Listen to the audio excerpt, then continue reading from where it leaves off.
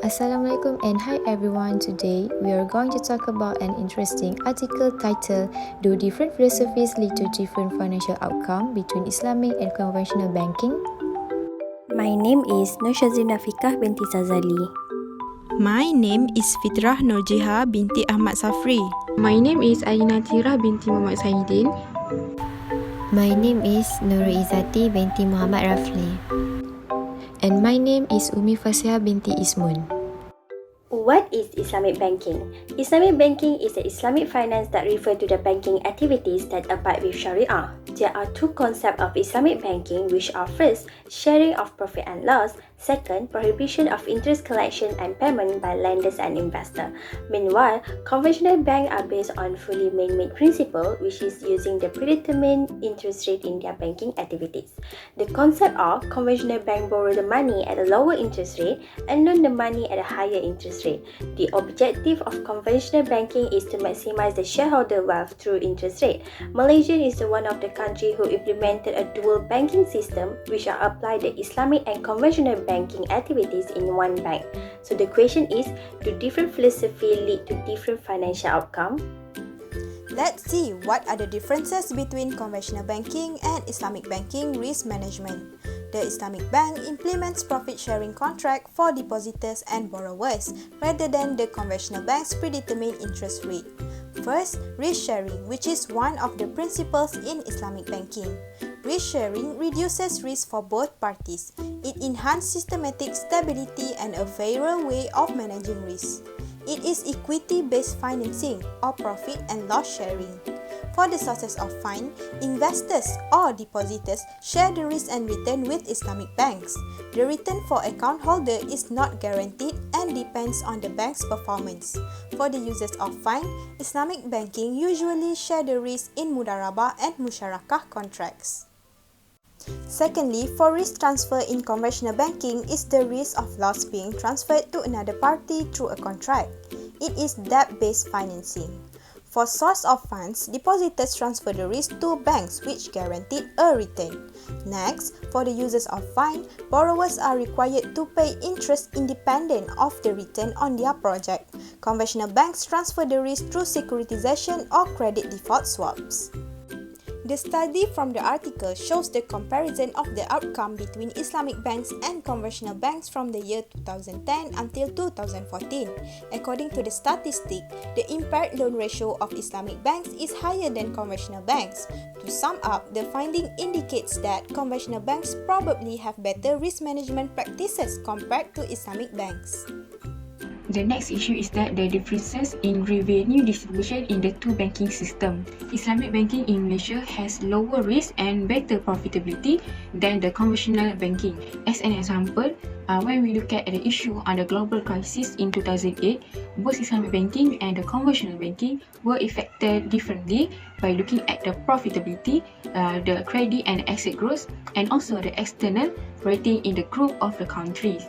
For the profitability, in Islamic banking, had the limit to averse the impact on the profitability in 2008 than the conventional banking. Secondly, for the credit growth, Islamic banking can contribute more macro stability by making more credit available. For the asset growth, Islamic banking was less affected by deleveraging.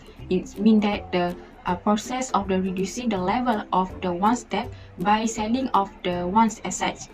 So, during in 2007 until 2009, Islamic banking's asset growth were twice of the conventional banking. So, the last one for the external rating, Islamic banking in Malaysia are subsidiaries by the conventional banking. That explain of the absent independent rating of the Islamic banking. So now we look at the differences in calculation in the revenue distribution for the conventional banking and also for the Islamic banking. So both conventional banking and also Islamic banking will calculate differently on the profit return, taxation cost, and the net profit return to the shareholder. So for the profit return to the depositors, conventional banking comes from the interest expenses, while Islamic banking income derives from the investment of depositors' funds. For the taxation cost, conventional banking have the interest income plus the other operating income, while Islamic banking have the taxation and the zakat, which is the total attributed from the income. The last one is the net profit retained to the shareholder. So for the conventional banking, it has the interest income plus for the other operating income, while the Islamic banking only have from the total attributed income. Now, let's take a look at the advantages and disadvantages of Islamic bank. As for risk-sharing, the advantage is Islamic banking usually does not choose to transfer the losses to the investors when the investment earn a negative return. They still will provide attractive return by sacrificing the interest of equity holder to invest in special reserve accounts such as investment risk reserve. So, the revenue from that will be used to pay the investor. As for revenue distribution, the advantage is Islamic banking revenue is more stable than conventional banking.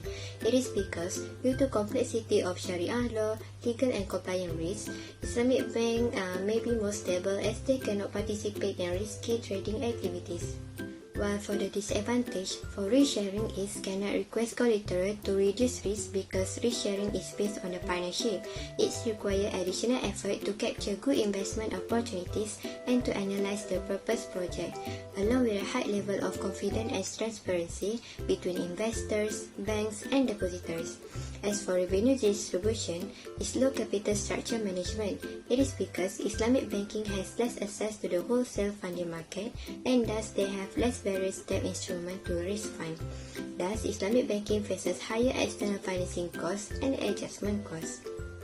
Next, advantages and disadvantages of conventional banking. For advantages, firstly, extra insurance capacity or pricing. When prices have increased significantly and capacity is severely restricted, the issuance of insurance-linked securities provides an alternative to standard reinsurance techniques. They provide multi-year coverage at set costs and can thereby protect insurance firms from substantial swings in reinsurance costs. Secondly, reduce counterparty risk. Credit risk may be reduced by implementing alternative risk transfer methods. In conventional reinsurance contracts, purchasers consider counterparty risk when selecting reinsurers. Financially stable reinsurers are thus frequently preferable, as evidenced by the fact that reinsurers rated below AA in 1999 wrote just 1/5 of all reinsurers contracts. For disadvantages, firstly, encourage risky behavior. When people are aware that they can transfer risk to the others, they are likely to take greater risk. The taxpayers wind up paying for the risk takers' imprudent behavior. Secondly, the primary restriction is the expenses of setting up deals. High transaction costs and small trades are key impediments to the development of capital market solutions. Alternative risk transfer options, according to one rating agency, become a feasible option when reinsurance premiums rise by 30% or more. In a nutshell, different banking practice based on different philosophy lead to different financial outcome. Both Islamic and conventional bank have their own benefit and different way to earn profits. However, the reason for significant difference are difficult to explain. For instance, Islamic banking transactions are more complicated than conventional, but why does it have a lower expense to income ratio?